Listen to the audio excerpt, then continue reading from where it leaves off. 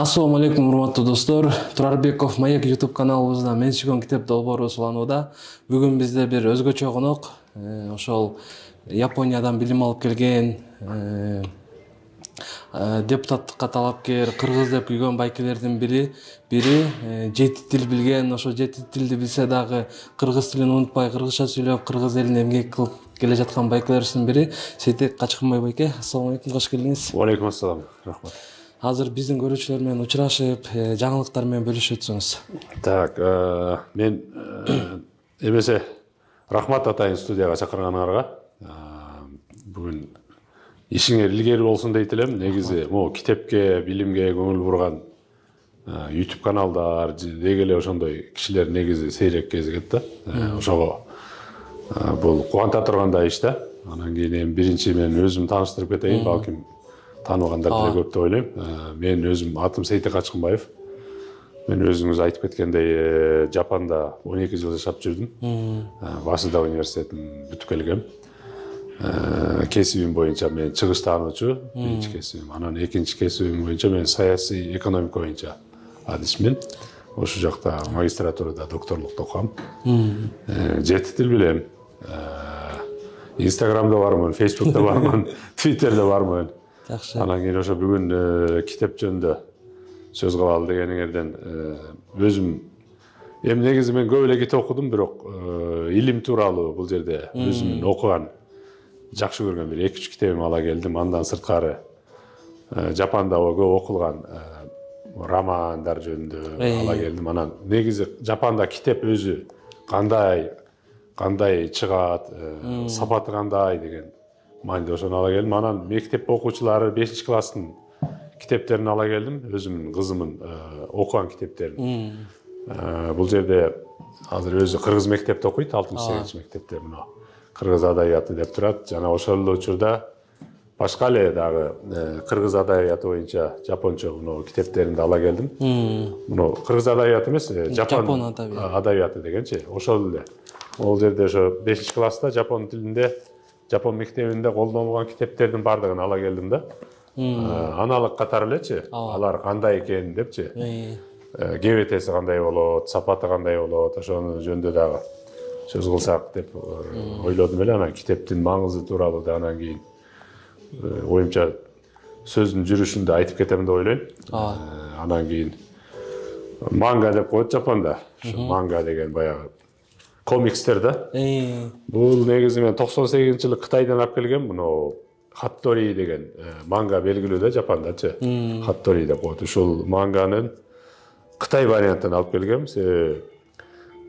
Бул Жапонда чыккан нерсени кытайлар копиялап автордук укугун алып чыгарышкан да. Негизи мындай карасаң бул аябай негизи баягы мисалы айталы бизде Курманжанды Аткабылова, Манас эпосун ушундай формада негизи. Кичинекей сүрөттөштүрүп, өтө татаал сүйлөмдөрдү айтпай, мындай жөн эле Манас болуптур деп келе жатып, анан могу Алмамбетке могунтуп жабылышуу, анан могунтуп уруштуу деген сыяктуу кылып, кыска кылып могунтуп чыгарса, негизи бул мындай подсказка болмок да. Негизи кыргыздын китептери, эпостору да көрүнмөк деп ойлойм да. Ошол сыяктуу ошо ала келдим.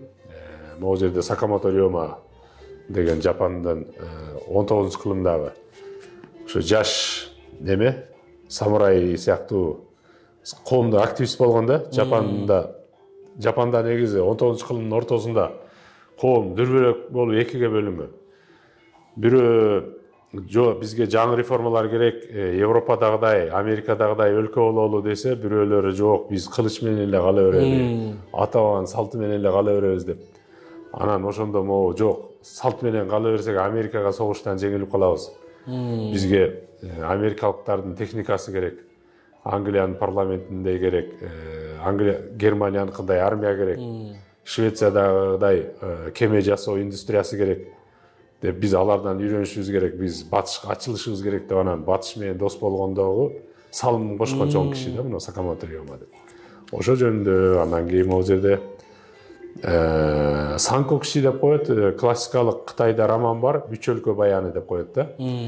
Ошол Үч өлкө баяны дегенди бул Кытайда, Жапонда, Кореяда бул биз мисалы Виктор Гюгону, Оноре де Бальзак деп мисалы окуган сыяктуу бул чыгышта рак чыгышта бардыгы билген неме да бул классикалык роман. Ошолорду да ала келдим бул жерге. Андан кийин могул жерде Роберт Даль деп коет. Полиархия деген китеби бар. Демократиянын минималдык аныктамасы менен бул 60-жылдары жазылган Роберт Даль деген политологдун китеби да, инглизче жазылган китеп. Бул классика катары ким политологияда окуй турган болсо, Америкада же Жапанда бул китеп сөзсүз окутулат да. Бул китеп сөзсүз Жамиля сыяктуу политологияда классикада болчу. Ошол эле учурда мына Imagine Community деген Бенедикт Андерсондун улуттар кантип пайда болгону жөнүндө ынанымдуу жазылган китеп да. Улут деген өзү эмне депчи. Ошонун жапонча варианты мына которулганын дагы ала келдим ошо.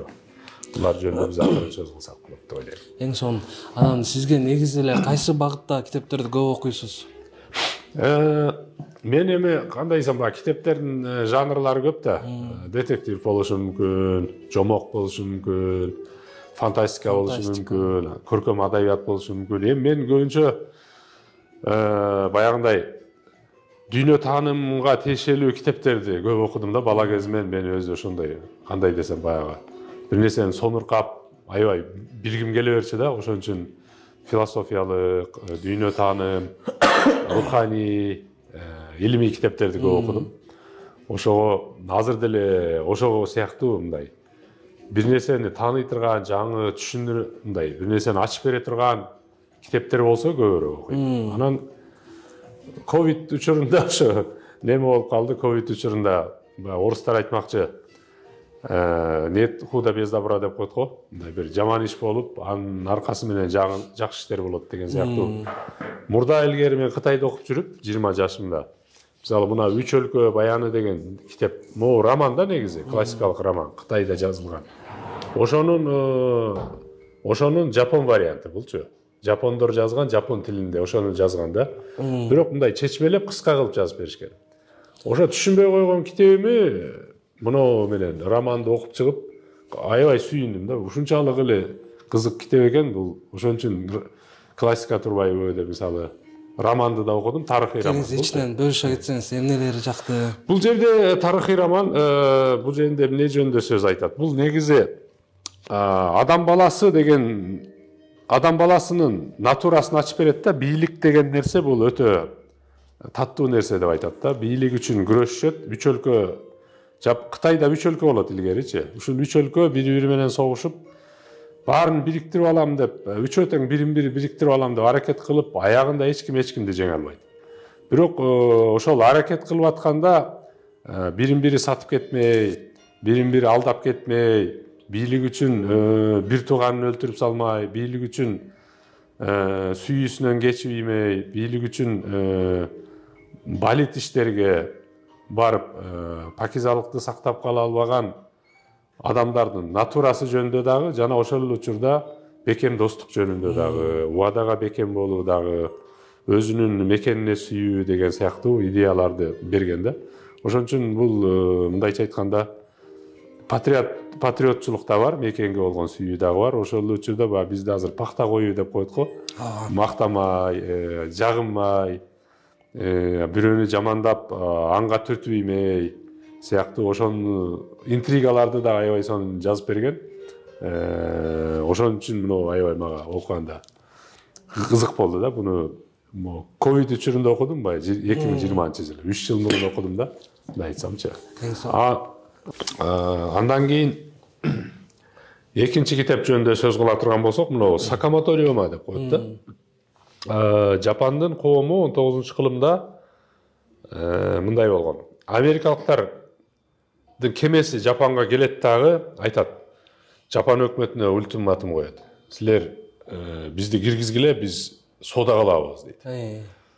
Дегенде Жапан ага чейин 300 жыл бою Токугава деп коет, доору деп 300 жыл бою Жапан коому жабык болгон. Эч ким Жапан өлкөсүнөн чыккан эмес, жана сырттан да конокторду киргизген эмес. Биз улуттук тазалыкты сактайбыз деп ойлошкон да.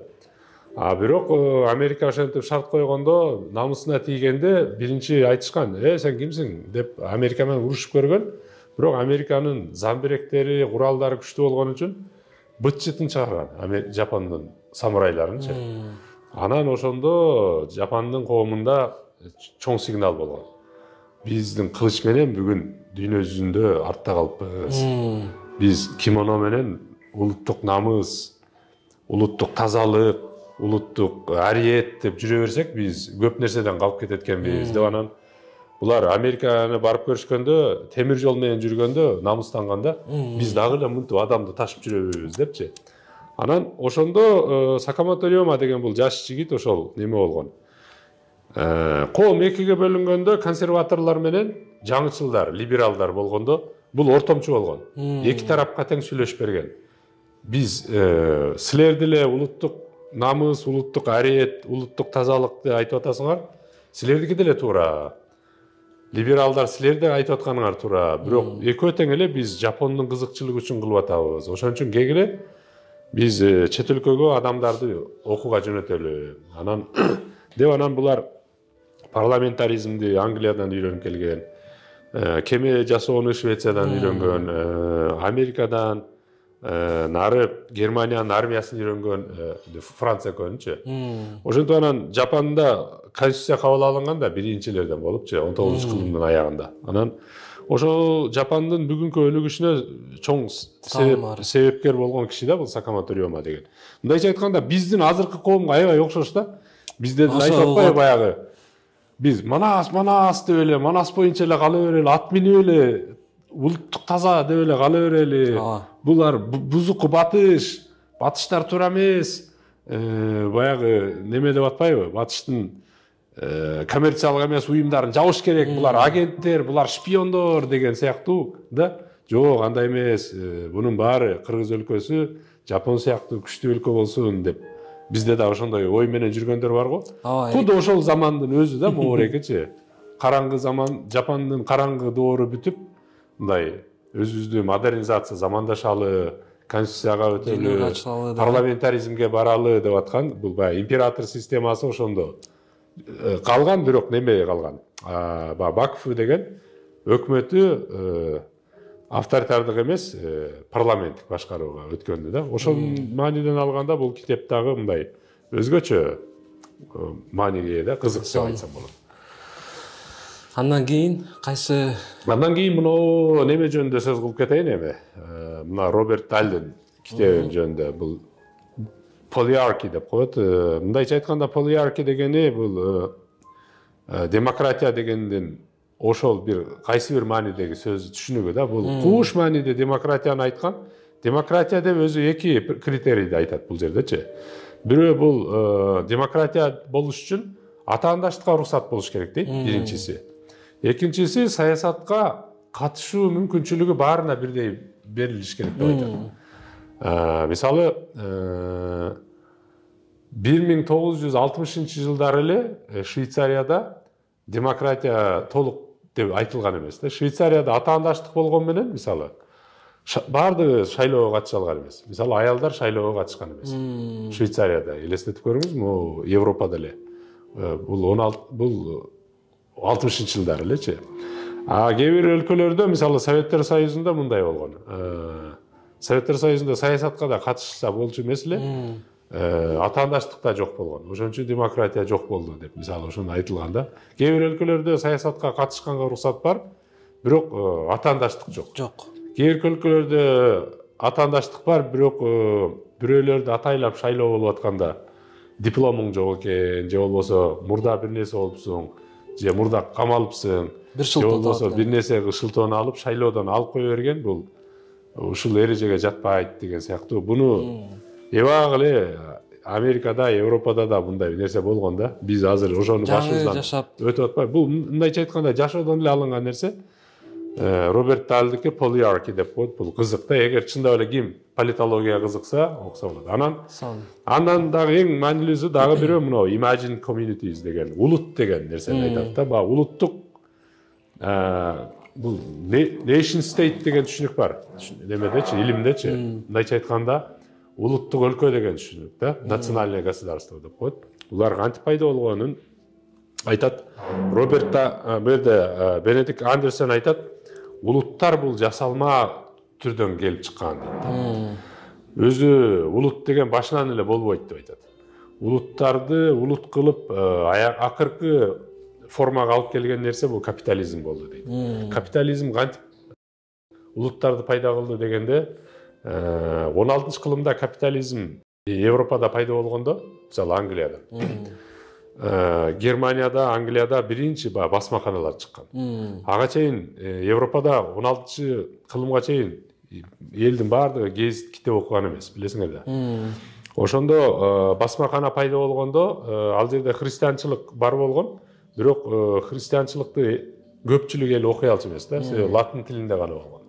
Ошондо Германияда биринчи баягындай Мартин Лютер мисалы ар улут өзүнүн эне тилинде Библияны окуш керек деп туруп анан алар мисалы которгон да, немис тилине которгондо баягындай басмакана капитализм өнүккөн үчүн басмаканалар китепти тираждап Библияны мисалы айталы Куранды дей турган болсок, ошол сыяктуу мынтип 100 000 деген тираж менен чыгарып салган да.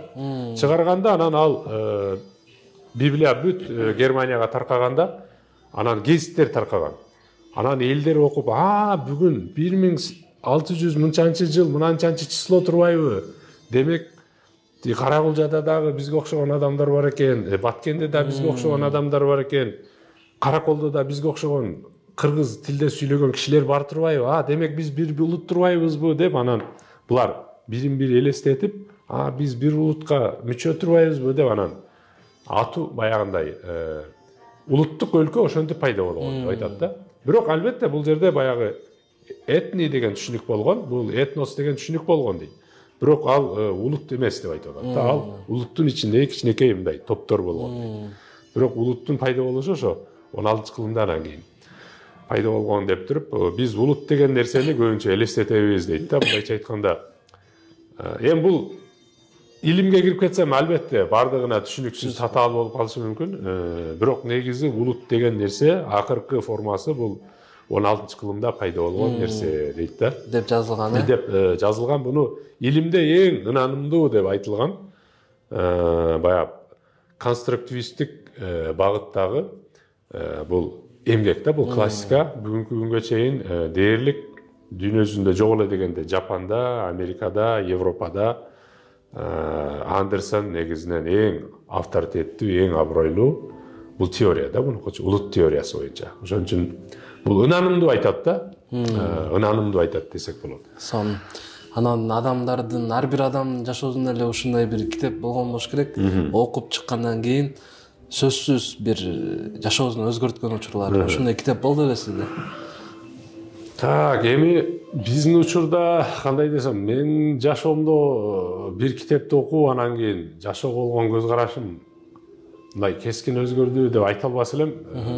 Менин учурумда китептин ордунан перестройка болду деп ойлойм да. Перестройка деген заман болду. Мисалы, эми биз азыркы силер жаш муундан айырмаланып биз Советтер Союзунда туулдук да. Эсибизде бар да, Советтер Союзу бул Түндүк Кореяга окшогон жабык өлкө болчу. Силер азыр элестетишиңер мүмкүн эмес да, моундай китептин кысы да жок болчу. Ал убакта Компартия берген гана Ленин деген китеп болот эле. Эң сүйүнүп ичкенибиз Буратино деген лимонад болот эле. Анан чакычты Нупагадинин чакычы болот эле. Ал дагы бир айда магазинге бир келет эле, аны да талап кетет эле. Анан элдер кара чакыч чайнаган заман эле. Ошондо биздин пикирди өзгөртө турган нерсе бул перестройка болду десем болот да. Перестройка заманында анан баягы видеолор келип, китеп эмес, бизге видеолор болду деп айтсак болот. Ошол мисалы Брюс Ли, ошол учурдагы нинджа, самурай деген, карате деген, Жапандай чыгыштын Шаолин деген нерселер келгенде биз биринчи бүткүл Советтер Союзу баягы руханий жактан ачка эл болчу. Оозубуз ачылып, эсибиз ооп таң калганбыз да. Бул бизге мектепте болбосо Жапондор шпион, Америка жаман, тиги Кореянын түштүгү жаман, булар биздин душман деп үйрөтөт болчу да. Биз көрдүк кийин андай деле душман эмес экен, тетрисинен эң жакшы коомду курган бул өлкөлөр экен. Анан кийин көрдүк да. Ошого оюмча видео өзгөрттү десек чоң таасир берген экен да. Жакшы көргөн жазуучуңуз барбы? Эми жакшы көргөн жазуучу дагы бизде неме жанрга жараша да. Мен сөздүн ачыгы мындай көп көркөм адабиятты көп окубай калдым да. Мен көп окубай калдым, чынын айтайын.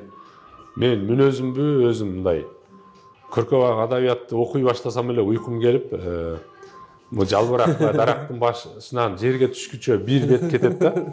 Анан мен аны элестетип отуруп эле мындай жалбырак менен кошуп, мен берип уйкум келип, анан окуй албай калчумун да, көркөм адабияттычы. Бирок ошентсе да бала кезде мен жакшы көрүп окуган чыгармалардан бул Күбүнүн сыры болчу. Ал Токонбаевдин Күбүнүн сыры деген. Анан дагы фантастика болгон бирөө багы. Шар менен учуп келип туруп, бир жерге келип анан түшүп кетип, анан карышкырлар келип жанына. Ошондой окуя болот. Андан сырткары дагы неме? Виктор Гюгонун күлүп турган адам деген. Капрачкостор жөнүндө жазган китебин ошол кызыгып окудум да, мындай көркөм адабияттын ичиненчи. Бул дагы оюмча эмне үчүн дегенде, бул дагы баягы фантастика болгон үчүн, же болбосо баягында бир окуясы детективке окшош мындай көркөм эмес, баягындай динамикалуу, бир жака өтүп, азыр эмне болуп кетет экен деген жанр болгон үчүн мага ошондо кызык болгон окшойт деп ойлойм да. Романтикадан алыс турбайсызбы? Мен негизи ошолорду окудум да. Баягы эми бала кезибизде чынын айтайын эми калп эмес да. Манасты окуганга аракет кылчым, бирок тишим өтпөйт эле. Мындай түшүнбөйт элем, чынын айтайын. Окуп келип эле эмне жөнүндө сөз болуп атат деп түшүнө алчу эмесмин. Ошол эле Жамиланы деле мен чынын айтайын окуган эмесмин. Мен кинодон гана билем. Себеби мындай көркөм адабиятка мен көп тартылчу эмесмин да, чынын айтайын. Эми бул жакшы жамандын суроосу эмес да. Бирок кинолорду жакшы көрүп, кинону көргөндө жакшы көрчүмүн анычы.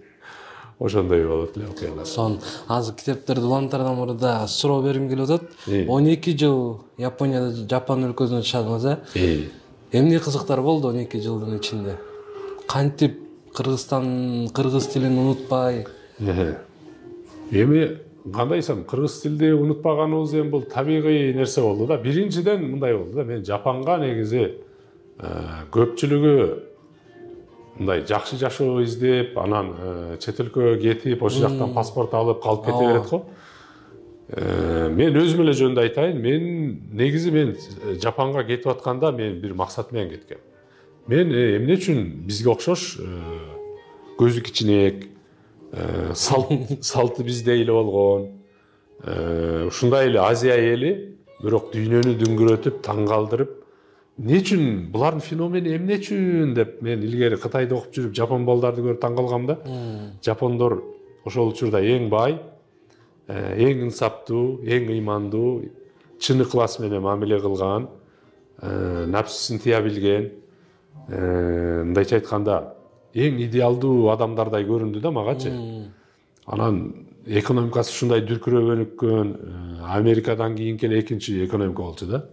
Анан мен ушул нерсени мен өз көзүм менен көрүп, бул бирок өздөрүнүн улуттук салтын, динин, тилин сактап кала алган улут, бунун феномени эмнеде деп ошону түшүнгүм келип, мен ошону изилдегим келип, атайын Жапонго окууга кеттим эле да. Анан 12 жыл бою ошол багытта иликтөө да кылдым, ошол жаатта өзүм көп дос күттүм. Мектептерде сабак берип жүрдүм, университетте иштеп жүрдүм. Бир 50 миңден көп балага сабак бердим менчи.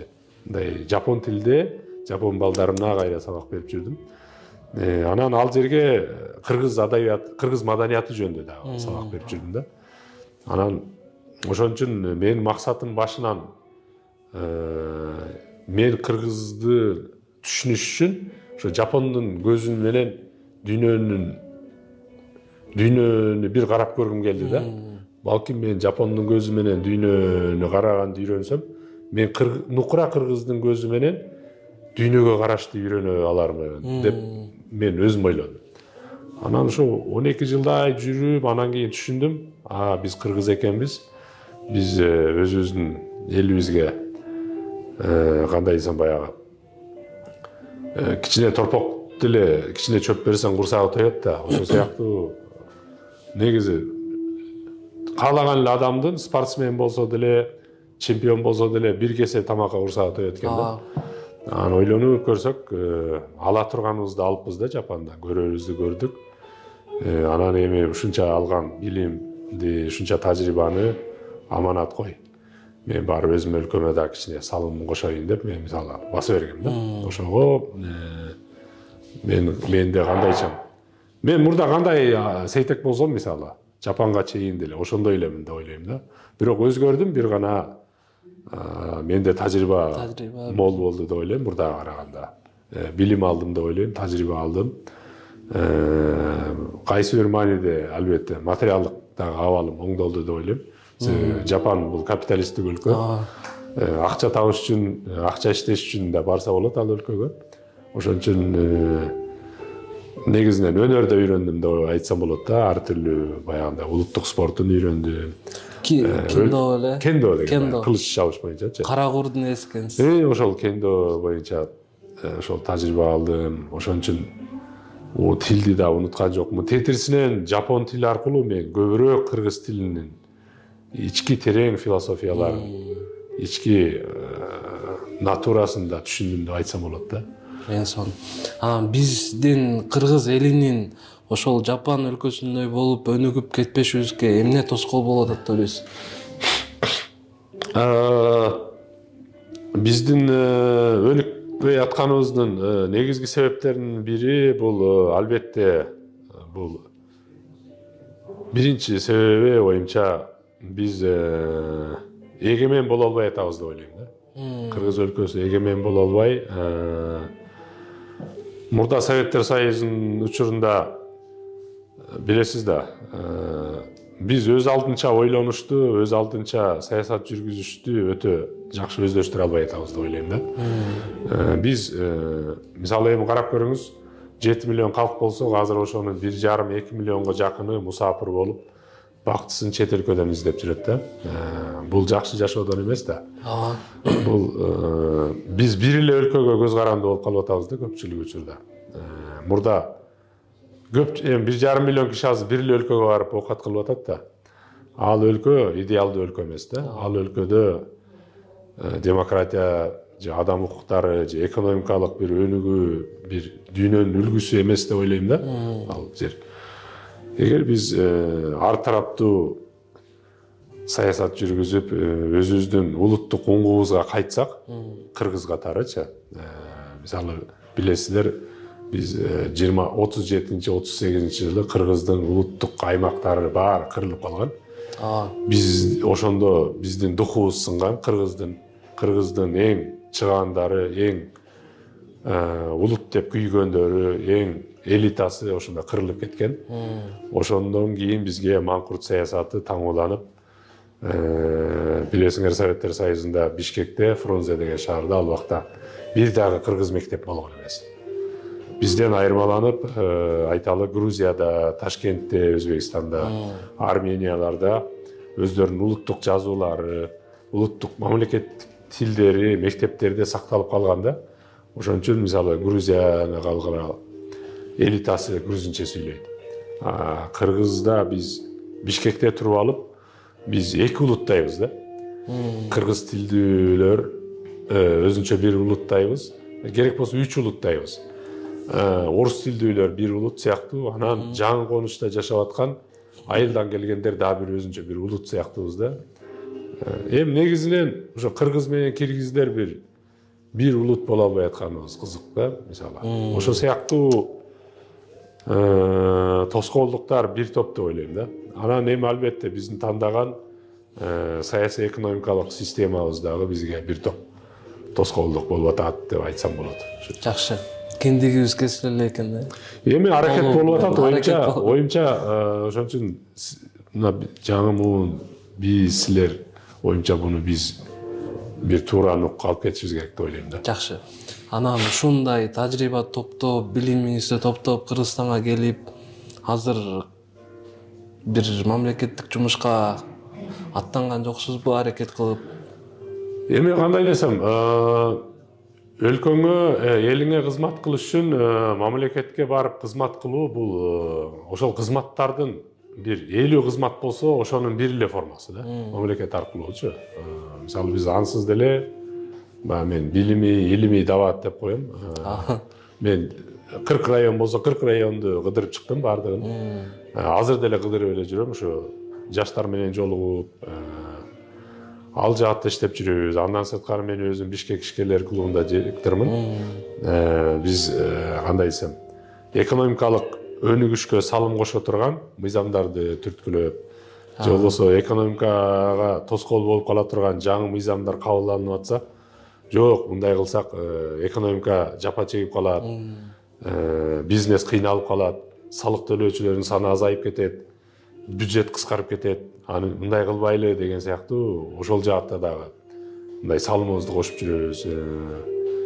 Билим берүү жаатында деле ошо жаштар менен жолугуп, андан сырткары анча-мынча университеттерде лекция өткөрүп жүрөбүз деген сыяктуу да. Ошого көбүнчө эми агартуу жаатындабыз да. Биз ошого салымыбызды кошуп атабыз. Мүмкүн буйрук насип этип калса, балким мамлекеттик кызмат аркылуу дагы балким учуру келсе, салымыбызды кошобуз деп ойлойм. Эң сонун. Анан биздин дайыма берилчү сурообуз, эмне үчүн китеп окушубуз керек? Китеп эмне үчүн окушубуз керек? Бул мисалы негизи китеп окуган киши менен китеп окубаган кишинин айырмасы билинип эле турат да. Бирок албетте мен китеп окубаган киши бул жакшы эмес деп айтпайм. Мүмкүнчүлүк болсо сөзсүз китепти окуш керек деп ойлойм. Китеп дагы ар түрлүү жанрда. Ошон үчүн бизде китеп окуйт десе, адабият окуйт десе, биз баарыбыз эле көркөм адабиятты эле элестетебиз да. Сөзсүз эле мындай Жамиляны эле элестетип алабыз. Сөзсүз эле бир сүйүү темасын же жаратылышты кооздугун эле элестетип ала беребиз да. Ошон үчүн жанр көп. Оюмча китеп бул кандай десем, билимге болгон инструмент да, болчу. Курал сыяктуу. Бүгүн билимди албетте бүгүн YouTube чыкты, YouTube аркылуу алса болот. Интернет аркылуу алса болот. Бул эми дижитал эмес, санарип эмес инструмент да, болчу. Бул классика. Ошон үчүн билимди биз китеп аркылуу алсак, албетте ыңгайлуу болот. Мисалы Жапан айталы, ошол эле Жапанга айтайын.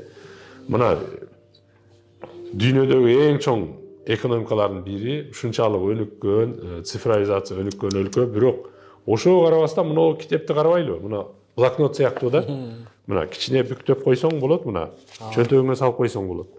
Элдин баардыгы дагы деле мындай китеп окушат, ыңгайлуу.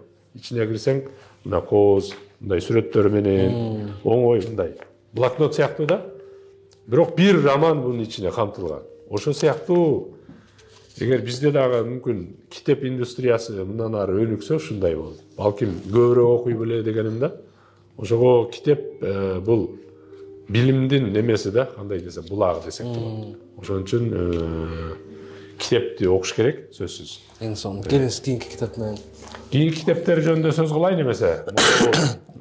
Мына китептер жөнүндө айттым да, мына кыргыз мектебинин де бүгүнкү билим берүү министрликте колдонулган кыргыз адабияты деген китеп да.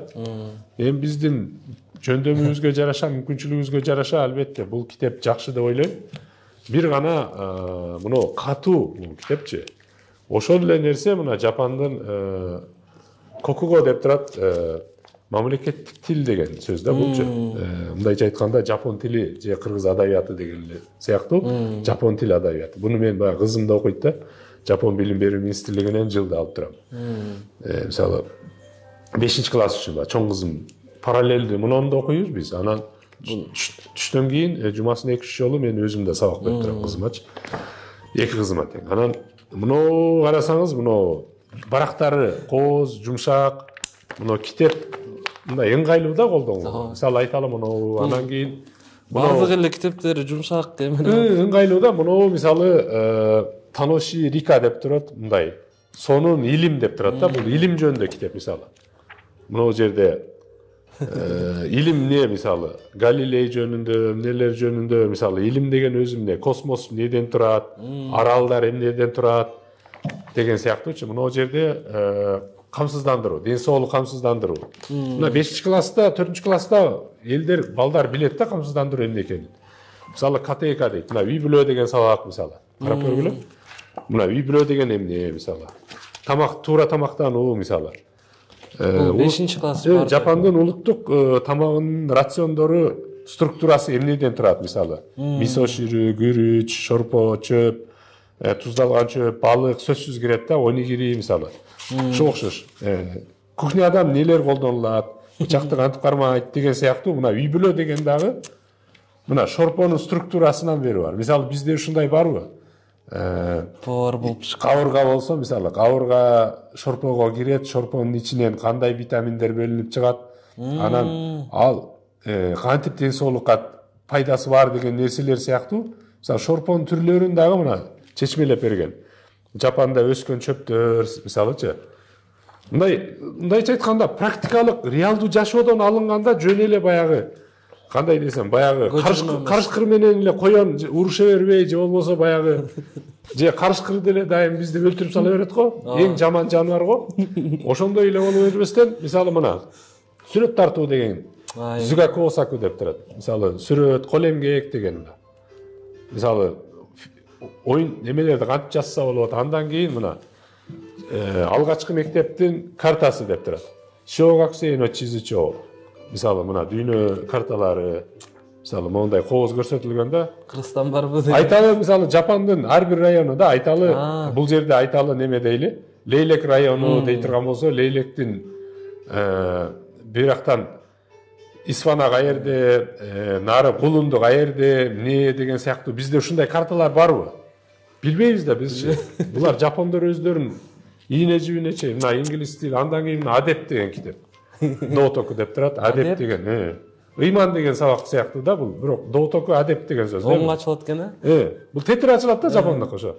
Мисалы адеп дегенде биз сөзсүз эле атаны сыйла, апаны сыйла дейт да. Мисалы ошондой боло турган болсо, мына жерде бул жерде мына эмне үчүн светофор маанилүү, эмне үчүн жашылга өтүш керек, эмне үчүн кызылга өтүш керек деген сыяктуу. Ыйман дегенде мисалы ошол жашоо этикасын үйрөтөт да, мисалы дуңгуратпа, балдар башка бирөөлөрдүн уйкусун бузба деген сыяктуу. Ошого сыяктуу кызык нерселерди берген. Мына музыка сабагы боюнча мисалы. Музыка сабагы боюнча дагы 5-класстын музыкасы мына. Мына жерде ноталар берилген мисалы. Анан булардын кассеталары да бар. Музыкасын да уксаң болот да, мисалы эмне деген ырлар. Андан кийин мына жаңы коом деген да 2 китеби бар. Коомду таануу деген китеби бар. Мисалы мына жерге киргенде коомго чыкканда өзү коом деген эмне деген. Общество дегенчи. Коом кимден турат, эмнелерден турат. Ошондой сабактар бизде барбы жокпу мен билбейм да, бирок кыргызчасы мен көрө элекмин мисалы. Биздин куракталар окуган эмеспиз. Мисалы мына жерде карап көрөлү. Мына машина жасоо заводдору жөнүндө да, мисалы машина жасаган заводдор жөнүндө, транспорттун түрлөрү жөнүндө, мына жерде мына машина жасаган заводдун ичиндеги процедуралар ар түрлүү. Мисалы могу жерде машина эмес, баягындай гончарный деп коет го, эмне деп коет эле, чопочордон андай мындай жасоо деген. Буларды кичинекей кезинен бери окутса, бирөө машина жасагысы келет, ошо да. Бирөө жерде иштегиси келет, баары эле экономист боло бербейт. Ал бул кадимки эле математика, мына арифметика, атараши сансыбы 5-класстын математикасы. Бул деле кадимкидей эле мына сүрөттөр менен оңой түшүндүрүлүп берилген мына. Мындай кылыпчы. Оңой. Баягында биздегидей эле баягы сүйлөмдөр аз да. Мындай кыла, мунун кошсоң канча болот, мындай болсо кандай болот деп мындай оңойраак түшүнүктүү кылып берген. Математиканы делечи. Мындай кызыктуу кылыпчы. Анан инглиз тил сабагы, инглиз тилинен колдонгон мисалы сөздүгү да. Мисалы мындай кылып кооз кылып берген. Эмне деп атайт, эмне деп атайт деген сыяктуу, гитара, барабан сыяктуу. Мындайча айтканда, ушуну кылганда мисалы мен эле ойлойм, билим берүү министрлиги биздики деле ушуга окшош эле кылып, буну патенттеп алган болсо, алардын уруксатын алып ушуга окшош эле модельде мисалы чыгарса болот эле деп ойлойт элем да. Эми албетте биздин мүмкүнчүлүгүбүз ошол. Бирок негизи балдарга болгон мындай сүйүү, мамлекеттеги сүйүү ушу китептерден эле билсе болот да. Жапондо канчалык деңгээлде балдарга болгон сүйүү, мээрим билим берүү министрлик тарабынан канчалык мындай мээрим менен көрсөтүлүп турат. мээрими мындай чачылып турганы көрүнүп турат да. Ушунчалык ыңгайлуу, кооз, мындай китептери жылуу карасаңчы, көзүң сүйүнөт да. Бул 5 класстын балдары ушинтип дүйнөнү тааныйт турбайбы дегендейчи. Бул китеп бүктөсө кейпинен кетип калат да. Мисалы эми муну деле жакшы деп ойлойм. Бирок мүмкүнчүлүк болсо, балким могу форматка өтсөк, экономикалык мүмкүнчүлүгүбүз болупчу. Бирок ушундай китепти да таппай атышат го азыр. Эми азыр буга да жетиш кыйын болуп атпайбы? Ошон үчүн мен албетте мен айтпайт элем билим берүү министрлиги иш кылбай атат деген мааниде айткан жокмун. Негизи бул кандай десем баягы подсказка сыяктуу да. Ушундай кылсак бизге дагы жакшыраак болот эле дегендей каалоо тилек иретинде айтылып аткан нерселер мисалычы мунун баары. Ошондой. Эң сонун болду. Анан мисалы жөн гана элестетип көрөлү да. Сиз жөнүндө китеп жазылса, аталышы кандай болмок? Мен жөнүндө китеп жазылса? Мен жөнүндө китеп болсо. Мага жакында эле ушуну жапондор ушул суроо берди да. Бир эле жапон иероглифи менен өзүң сүрөттөп кайсы иероглифти колдонот элең дейт да. Анан мен айттым, ойлонуп көрсөм, тегерек деп ойлодум да, өзүм тууралуу. Тегерек. Кыры жок. Башы да жок, аягы да жок. Мындайча айтканда, циркуляция. Дайым өзүмдү таанып, дайым өзүмдү изденип, бир жерге чегине жетип, бул жерге жетип токтоп калган эмесмин деп ойлойм да. Ошон үчүн кайталап турам, кайра алдыга жылам, кайра артка кайтам, кайра жылам, кайра кайтам. Мындай томолок, гармониялуу мүмкүн деп мен өзүмдү ойлодум. Балким сырттан башкача аныктама бериши мүмкүн. Бул эми өзүм жөнүндө айтканым да, бирок аны оюмча башка бирөөлөр айтканы жакшы болот деп ойлойм да. Сиз жөнүндө мисалы бир убакыт өтүп, бирөө жазса, бир жазуучу сиз жөнүндө китеп, аталышын кандай? Меники балким телесериал го. Телесериал деп аталат балким. Мындай телесериал деп ойлойм да, себеби аябай динамикалуу. Ар учурумдор, ар башка да кайталангыс оюнча. Балким мүмкүн ар кимдики эле ушундайдыр. Сезон менен болот. Мүмкүн сезон менен, меники балким телесериал деп ойлойм да. Мындайча айткандачы. Анан саясаттануучу катары жакшы көргөн саясатчыңыз барбы? Биздин өлкөдөн бирди, анан келиңиз дүйнө жүзүнөн бирди. Саясатчы катары айта турган болсом, мага Жапанда бир нече саясатчы жагат негизи. Бул раматылык былтыры каза болуп калган, теракттан каза болуп калган Абе деген премьер-министр жакчы да. Андан кийин ага чейин премьер-министр болуп кеткен Жапандын Коизуми Жуниchiro деген премьер-министри жакчы. Мына жагат да азыр делечи, ошолор мындайча айтканда карап туруп, дейсиң да. Андан сырткары эми кыргыздардан алып карай турган болсом, татыктуу, мага жаккан саясатчылар бир топ. Мен эми азыр бирөө жарын айтсам, бирөөсүн айтпай калсам, неме болуп калышы мүмкүн да? Капа болуп калышы мүмкүн. Ошон үчүн бизде ким деп айтсам экен? Бизде эми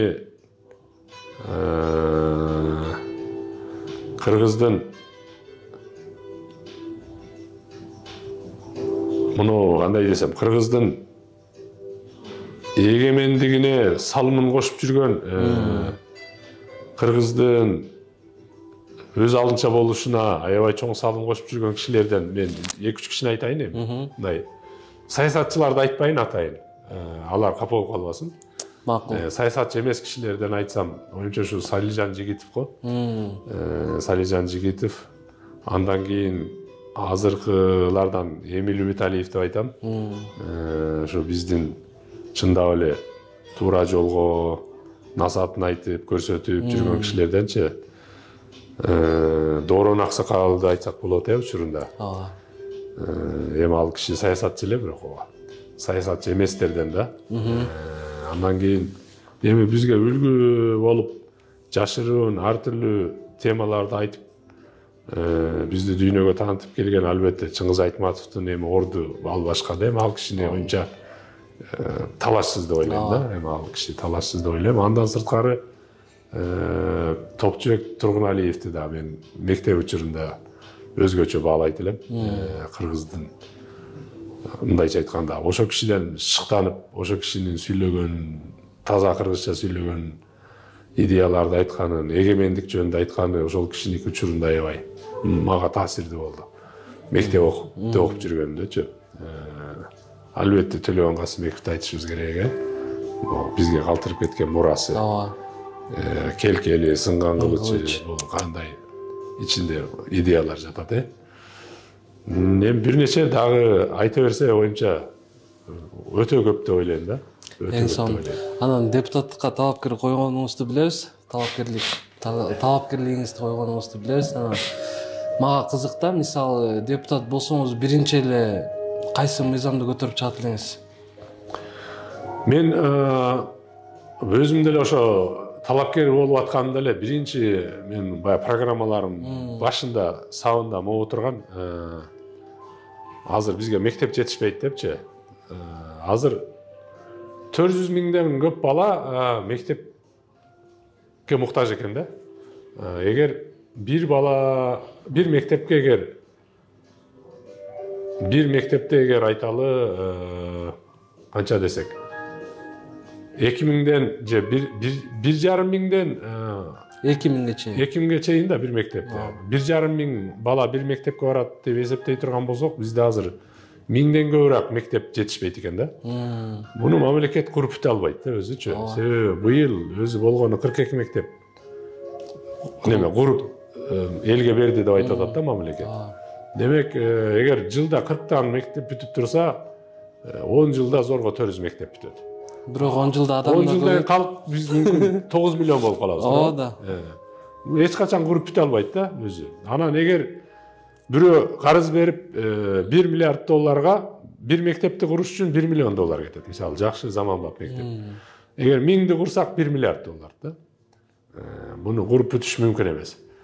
Демек, мен ушул маселени чечиш үчүн мен биринчи долбоорум бул ким мектеп ачам десе, ким вуз жогорку окуу жайын ачам десе, ким бала бакча же болбосо бала бакча мыйзамы өттү.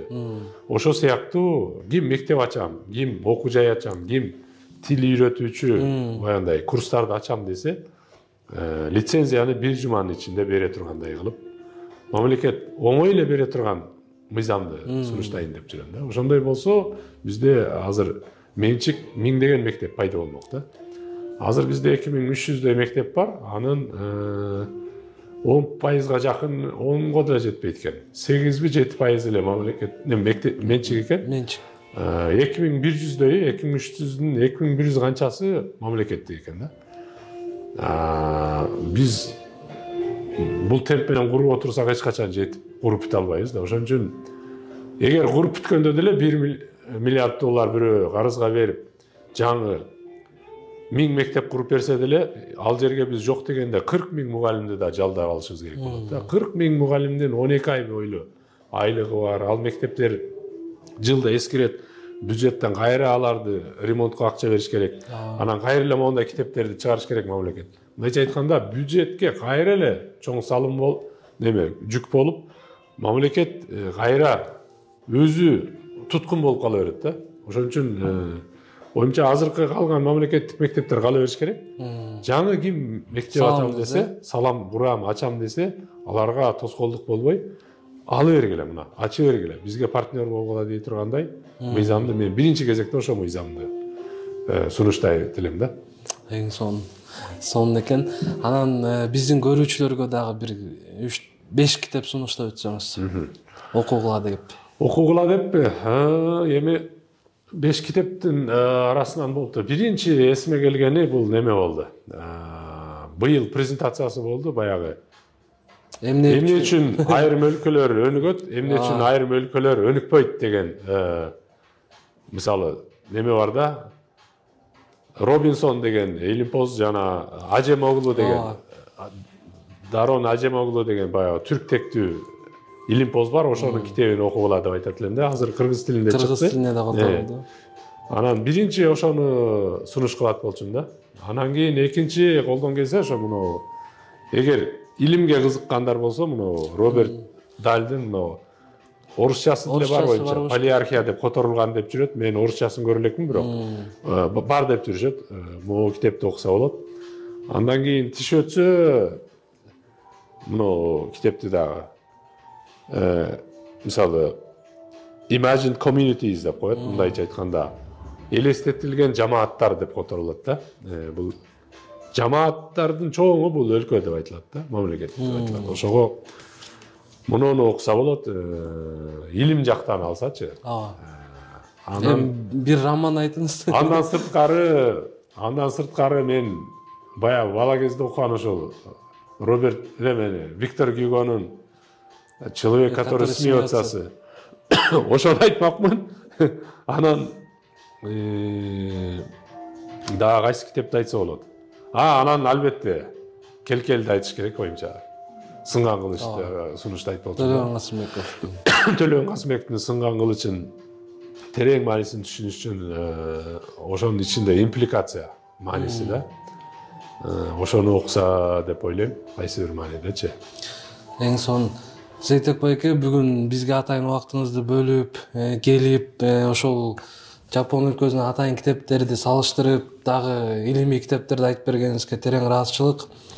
Буйруса, бир адам болсо да көрүп, китеп окууга кызыгып, биздин баягы бир адамдын китеп окушуна салым кошуп калсак, биз үчүн чоң жеңиш болот Кыргызстанда. Азыр биздин ушу көрүүчүлөргө эркин сөз кайрылып өтсөңүз болот. Так, эмесе рахмат, атайын убакыт бөлүп силер дагы ушу китеп темасын ачып берейин деп чакырганыңарга чоң рахмат, ыраазычылык айтам. Эми китепти окуганда китеп окуунун өзүнүн техникасы бар да. Мен чын айтайын, китепти эң көп окуганым ушу Жапанда жүрүп болду да. Жапанда жүрүп жумасына 50-50 китеп окуганга туура келип атты да. Баягы илимде жүргөндөчү. Өзгөчө магистратурада биринчи курста ошондой болот экен. Анан ошондо китепти окуу техникасын өздөштүрөт экенсиң. Бөлүшөтсүң. Ошого мен өзүм ошондо китеп окушту ошондо үйрөндүм деп ойлойм да. Анан ошондо жүрүп, мындайча айтканда, критикалык ой жүгүртүүнү өстүргөн, ойлонгонду, эркин ойлонгонду өстүргөн, ошол жанрдагы китептерди сөзсүз кандай адабиятты жакшы көрөбү, детективди жакшы көрөбү, кайсы жанрды жакшы көргөн киши болсо дагы, бирок сөзсүз эмоционалдык интеллектти өнүктүргөн, критикалык ой жүгүртүүнү өнүктүргөн китептерди сөзсүз окупойсо деп айтат элем да. Анан колдон келсе албетте чет тилди өздөштүрүп, оригиналда мисалы инглиз тилинде китептерди дагы негизи эле маалымат булагын инглиз тилинде дагы окуп үйрөнсө, негизи кыргыздарга келечекте бул өтө пайдалуу болот деп ойлойм да. Сонун рахмат. Китеп жөнүндө айтып өтпөсүзбү? Жана бир китепти канча убакытта окуп бүтөсүз? Мисалы, эми илимий китептердин окуу техникасы кичине башкача болот. Бул жерде баягы жалбырактын баардыгын окуп отурбайсың да. Бул жерде кириш сөздү сөзсүз окуйсуң биринчи. Андан кийин кириш сөздөн кийин негизи китептин структурасын толук айтып коет. Бул китепте моундай идеяны айтам, могу аргументти айтам. Ал аргументти мен мынчанчы бапта далилдейм. Буга чейинки айтылып жүргөн бул көз караш теорияларды мен сындайм, себеби ал мындай деп башында айтып коет. Анан сен аны алып эле, анан биринчи китептин биринчи бабында сөзсүз аныктамалар болот. Мен демократия дегенде могуну түшүндүрөм, экономикалык өнүгүү дегенде мен муну аныктаманы берем деп башында айтып коет. Себеби талаш болбосун депчи. Мен бутун айта берген турбаймынбы, мен колун айта берген турбаймынбы дебесин депчи. Анан андан кийин ошол далилдеген 3-чү бапта сөзсүз далилдейт. Анан корутундусу болот. Мисалы негизгисин ушуларын айтасың да. Анан сындап аткан жерлерин болжолдуу эле мындай башында шашып окуганда ошентип окуйсуң, түшүнөсүң. Бул теорияны мынау жерден бул сындап атыптыр. Бул өзүнүн теориясын эмнеден берип аткан турбайбы деп анан ошо анын теориясын окуйсуң сөзсүз. Ошондой кыласың, анан структурасы баары окшош болгон үчүн илимдүү. Баарын эле окуйсуң, бирок мындай болжолдуу структуралап алып туруп анан түшүнөсүң да, азыр мынау жерде буну урат, буну контр аргумент согот. Бул жерде бул өзүнүн аныктамасын берет, анан бул жерде кириш сөз болот, могу жерде бул далилдейт. Анан муну далилин анан карайсың дагы. Ынанымдуу далилдедиби, жокпу, анан ошо жеринен уруш ошол жерден чыгат да. Татаал мындай. Уруш дегенде мындай, кандай десем, аргументтер менен болгон полемика ошол жерден болот дегендей да. Ошого ошентип окуйсуң, бирок бат эле үйрөнүп каласың анан. Уйкулардан каласың, чыгып эле. Түнү менен рапорт деп коет, рапорт жазасың, түнү менен бир китепти окуп чыксаң, ушул китепти корутундулап, ушунун маңызын 10 баракка жазып чык деп тапшырма берет. Аны сен 10 барак кылып, түнү менен жазып чыгышың керек, анан эртеси барып аны мында рапорт кыласың да, кагазың менен кошупчу. Эгер андай кылбасаң, ал жерде сен тигинин жээн экенсиң, тигинин тааныш экенсиң, тигинин бөлөсү экенсиң деп ал жерде эч ким кечирбейт сени. Болуптур, ошондойбу деп урушпайт дагы сен.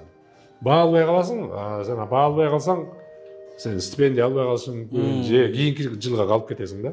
Кийинки жылга калсаң, сен убакыттан уткузасың, дагы төлөйсүң анысын аз келгенсип дагы. Ошон үчүн адамдар өздөрү эле мотивацияланганда түнү менен окуп чыгып, агайга интернеттен жөнөтүп, мына мен жаздым, могу деп анан эл алдында ошо жазганын баарын айтып берип, ушинтип тарбияланасың да, машыгасың. Сон БГУда окуп жүргөндө дагы айырмасы кандай? Биздин билим берүү менен жапандык ат менен төөдөй таптакыр. БГУда окуп жүргөнүбүздө мындай болчу. Мугалимдер мындайча айтканда чиновниктер дей да. Эй, сен тияка отур, эмнеге кечигип келдиң? Тигин сага 2 эме бир нерсе, сага мындай деп мисалы ошондой да. Анан кийин кемсинткен учур болот, же болбосо ошол сыяктуу. Бизде дээрлик ошондой да. Анан сага кесибиңе тиешеси жок эле. Жылда эле философия, анан дүйнөнүн тарыхы, эмне бир нерсенин тарыхы, география деген сабактар. Сага тиешеси жок сабактар толтура да. Жапанда сага берет, мына магистратурада 4 семестриң бар. Мына 28 кредитти жап деп айтат. Болду. Ошол жерден милдеттүү 4 эле сабак болот. Биринчи курста гана методологияга тиешелүү 3 сабак болот. Бул сөзсүз. Себеби бул илимдин методологиясын үйрөнөсүң. Мисалы, эмпирика деген эмне, статистика деген эмне, кейс стади деген эмне, буларды өздөштүрөсүң да негизичи. Норматив деп коет, философия, баягы саясий философия деген эмне. Андан сырткары профессордун сабагын жума сайын сөзсүз алып турушуң керек. Калган сабакты өзүң каалаганыңдай тандайсың. Бирок албетте ал жерде политология жана экономика деген сабакта албетте жапон тили жана маданияты же адабияты деген сабактар жок да. Ал жерде мисалы power politics, мисалы күч саясаты деген эмне, эл аралык мамилелер деген сабакта эмне, саясий экономика деген сабак, эл аралык экономика, эл аралык саясат деген сыяктуу предметтин түрлөрү бар да. Социал неме, либерализмдин теориялары деген сыяктуу бир нече же партиялык система, партиялык системалардын теориясы деген сыяктуу бир 30 чакты сабактар бар, предметтер. Сен ошодон өзүңдүн кызыктуу болгон сабактарды алып, ошо кредитти толтуруп кете бересиң, алыпчы. Кааласаң, биринчи семестрде сен 28ден 10-ун жаап койсоң болот, биринчи семестрде. Экинчи семестрде дагы 10-ун алып жаап койсоң, экинчи курста сен 8 эле калат да. Анан үчүнчү курста сен 8ден алып, да 6-осын жаап койсоң болот. Акыркы экинчи курстун акыркы семестринде сен профессордун гана сабагың менен кала берсең болот. Сен ал убакта уже диплом жазасың да, сен убактыңды эркин коюп, сабактарга барбай эле ошондой бөлүштүрсөң болот да. Өзүңөн көз каранды экен да. Бизде кааласаң, каалабасаң деле ал жерде орус тил деген сабак бар, кыргыз тил деген сабак бар. Анан кийин математика, мейли математикага болуптур. Математикалык анализ ал башында керек болот. Жапанда деле ал билдеттүү. Методология кирет да. Берки сабактардын, мисалы, географиянын, философия деген сабактардын, психология деген сабактын не кереги бар сага дейм да, мисалы. Тандоо иретинде болсо дагы жок эле дегенде болот эле да. Анан ошондой ал жерде ошентип коет. Анан сабактарды жарыялаганда дагы 6-дан көп бала эгер сабакты албай койсо, ошол сабак жок болуп кетет. Ошол семестрде окутулбай калат. Демек, ал мугалимдер дагы мындай, менин сабагым кызыктуу болсун деп аракет кылып, менен эгер бул жолу мага 6-дан көп, 6-дан аз бала менин сабагымды тандап калса, менин сабагым жоюлуп кетет деп, алар дагы тытынып иштейт да. Ошон үчүн ат менен төбөдөй бизден айырмасычы. Бизде да ком. Ал жакта университетте да демократия экен. Демократия сөзсүз да, тандоо, ана кредит деп коет, таңи сөзсүз. Бизде эме гоба, приказ берет. Жок, андай эч ким. Ошон үчүн сен өзүң эле агайың айтпаса деле сен өзүң окуйсуң да, аргасызсың. Сен жапондар сен менен деп күлүп сүйлөп кое берет, бирок баа койбой коет. Бизде мындай күлүп учурашты, бул сөзсүз мага баа. Жакшы мамиледе болуп калдың. Жок. Сен а менен кафеде кофе ичип, сүйлөшүп, дос болуп жүрө бересиң. Бирок бияң тапшырбасаң, ал кечирип кой деп койбойт ал. Ошонусу айырмаланат биз мененчи. Эң сонун Сейдек байке, буйруса алдыда иштериңизге ийгилик. Кудай буйруса бир өнүккөн Кыргызстанга салым кошкон инсандардан көрөбүз сизди. Келечекте ушу баардыгыбыз бейпил, өнүккөн, бири-бирибизди түшүнгөн өлкөдө жашап калалы буюрса. Кудай кааласа ушу айтканыңар келсин. Оюмча силерге да ийгилик каалайм, ушул ишиңерди токтотпогула.